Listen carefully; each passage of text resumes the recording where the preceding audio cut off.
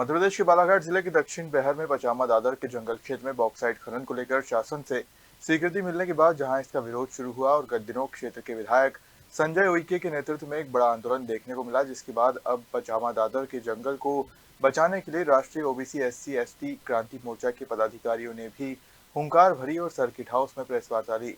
इस दौरान संगठन के पदाधिकारी महेश सहारे, भुवन सिंह कोर्राम ने जहां सरकार पर जुबानी हमला बोला, तो वहीं प्रेस वार्ता में किसान मोर्चा के प्रदेश उपाध्यक्ष और गोंडवाना गणतंत्र पार्टी के प्रवक्ता राधेश्याम ककोड़िया ने सरकार के साथ साथ विधायक पर कमीशन न मिलने के कारण जन आंदोलन करने के आरोप लगाए।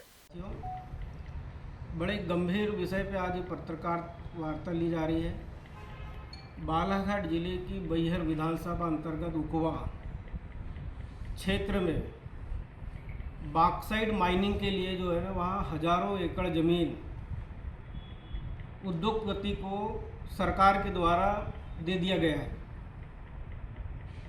हम देख रहे हैं कि छत्तीसगढ़ और झारखंड में लगातार वहाँ पे जो है लोगों ने आंदोलन करे और वहाँ की सरकारों ने भी जो है पूरी माइनिंग बेच दी। उसी तर्ज पर मध्य प्रदेश में सरकार पूरे बालाघाट जिले में खनिज पाया जाता है और आदिवासी क्षेत्रों में ज़्यादा है, और वहाँ से आदिवासियों को बेदखल कर, जंगल से बाहर कर वहाँ से खनिज निकालने की योजना बनाई जा रही है, बॉक्साइट निकालने की योजना बनाई जा रही है। अभी हमने देखे 2 दिन पहले उकवा में एक आंदोलन हुआ, स्थानीय विधायक संजय उइके जी द्वारा वहाँ चक्का जाम किया गया और वहाँ के क्षेत्र के लोग शामिल हुए उसमें। तो खाली क्षेत्र के लोग शामिल से काम नहीं चलेगा, ये हमारी भी जिम्मेदारी बनती है, आप सबकी जिम्मेदारी बनती है। हम देखते हैं नागपुर का टेम्परेचर गर्मी में कितना रहता है, रायपुर का कितना रहता है और बालाघाट का कितना रहता है। तो अभी बालाघाट का ये नागपुर, गोंदिया और रायपुर की अपेक्षा कम रहता है। अगर यहाँ से हजारों लाखों पेड़ अगर काट दिए जाएंगे माइनिंग के नाम पर, तो बालाघाट का वातावरण फिर वैसी गर्म होगा, यहाँ भी गर्मी बढ़ेगी।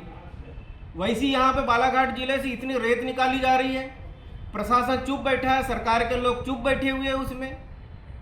उसी आधार पे जो है वहाँ से अभी बॉक्साइट निकालने की योजना बनाई जा रही है और लगातार वहाँ भी आंदोलन चल रहा है। और हमने विधायक जी का भाषण सुने हमने कि 3 बार विधानसभा लगाई गई, लेकिन वो उनको निरस्त कर दिया गया। जब एक चुने हुए जनप्रतिनिधि, जो जनता के द्वारा चुने हुए जनप्रतिनिधि की विधानसभा में अगर सरकार नहीं सुन रही है, तो आपकी और हमारी कहाँ सुनने वाली सरकार फिर? ये तो बंदूक के नोक पर जो है जंगल खाली करवाएंगे, आदिवासियों को टारगेट करेंगे। हम सब मिलकर ये लड़ाई को लड़ेंगे, एक जन आंदोलन तैयार करेंगे और जो है सरकार को वहाँ से अपने कदम पीछे हटाना पड़ेगा। आरक्षित क्षेत्र है, आरक्षित क्षेत्र में हम जो है सामान्य वर्ग के लोग, ओबीसी वर्ग के लोग 1 इंच जमीन नहीं खरीद सकते हम वहाँ पर। तो उद्योगपति को हजारों एकड़ जमीन कैसे आप दे रहे हो? कोई सामान्य व्यक्ति वहाँ एक इंच जमीन नहीं खरीद सकता, अपने नाम पर रजिस्ट्री नहीं कर सकता, आरक्षित क्षेत्र है वहाँ पे। तो उद्योगपति को हजारों एकड़ जमीन कैसे दे रहे हो आप? पैसा एक के तहत जो ग्राम सभा होनी थी वो भी नहीं हुई, किसी प्रकार की जो है वहाँ किसी से सहमति नहीं ली गई। मनमानी सरकार जो है आदिवासी को वहाँ से बेदखल करने की योजना बना रही है। तो ग्राम सभा में जो ताकत दी गई है पैसा एक के तहत आदिवासी समुदाय के रक्षा के लिए, जल जंगल जमीन की रक्षा के लिए बनाया गया है, लेकिन ये कोई कानून की वहाँ जो है पालन नहीं हो रहा है। अगर ये कानून का पालन नहीं हो रहा है तो हम भी न्यायालय की शरण में जाएंगे। अगर यहाँ सरकार नहीं कर रही है तो हम एनजीटी जाएंगे, हाई कोर्ट जाएंगे, जरूरत पड़ेगी तो हमको सुप्रीम कोर्ट जाना पड़ेगा। लेकिन ये लड़ाई हमको ज़मीन पे भी लड़ना पड़ेगा और एक साथ मिलकर लड़ना पड़ेगा। ओबीसी, एसटी, एससी, सामान्य वर्ग सबको लड़ना पड़ेगा।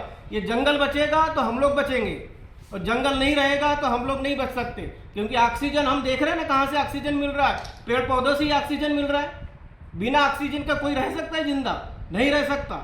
ऑक्सीजन की बात आई हमको, अभी लॉकडाउन लगा था, ऑक्सीजन के सिलेंडर के लिए इतने इतने घूमे हम लोगों ने। कई लोगों ने ऑक्सीजन के अभाव में जो है दम तोड़ दिया गया और आज हमको यहाँ नेचुरल ऑक्सीजन मिल रही है। तो सरकार हमको यहाँ से जो है जंगल काट के हमको ऑक्सीजन के लिए हमारे यहाँ का वातावरण ख़त्म कर देगी। आज दिल्ली, मुंबई में जो वहाँ का वातावरण है उस प्रकार से बालाघाट का कर देंगे। पूछिए। जो आपने प्रेस वार्ता रखी है इस मुद्दे को लेकर, तो इसकी जानकारी आपको पहले से नहीं थी या कब लगी नहीं, जानकारी? इसकी जानकारी जब माननीय विधायक महोदय जी ने इसका मुद्दा उठाया, तब इसके बाद में हमको जो है इसकी जानकारी लगी कि इतना बड़ा जो है विस्थापन होने वाला है।